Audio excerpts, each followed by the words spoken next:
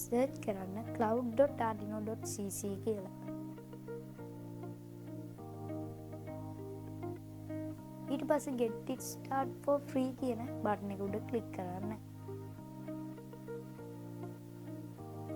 ඊට පස්සේ වම් පැත්තෙන් එන things බටන් එක ක්ලික් කරලා create thing දෙන්න. ඊට පස්සේ select device යටතේ associate කළ set up new device ගන්න.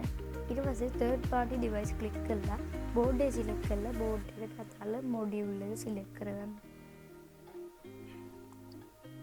ඊට පස්සේ continue ලබා දෙන්න. ඊට පස්සේ ඔයාලා කැමති board එකට name එක ලබා දෙන්න. ඊට පස්සේ next ලබා දීලා මේ එන secret key එක copy කරගෙන tick icon එක click කරලා continue ලබා දීලා done දෙන්න. detach කරලා I associate device වලින් configure කරලා associate ලබා දෙන්න. network යටතේ configure බටන් එක click කරලා ඔයාගේ wifi name එක ලබා දෙන්න. ඊට පස්සේ ඒ wifi එකට අදාළ password එක ලබා දෙන්න.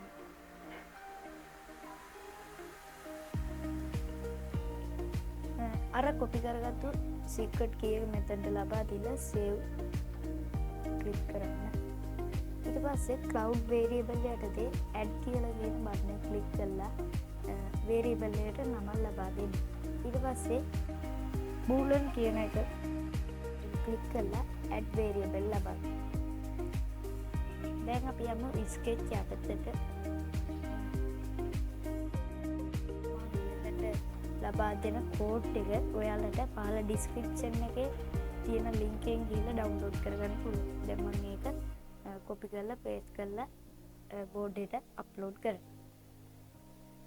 දැන් අපි බලමු මේකට ඩෑෂ්බෝඩ් එක හදාගන්නේ කොහොමද කියලා. ඩෑෂ්බෝඩ් එකට ගිහිල්ලා මේකේ create dashboard කියන එක ක්ලික් කරා. ඊට පස්සේ වම් පැත්තේ කෙළවරේ තියෙන untitled කියන එක ක්ලික් කරලා ඒකේ rename ලබා දෙන්න.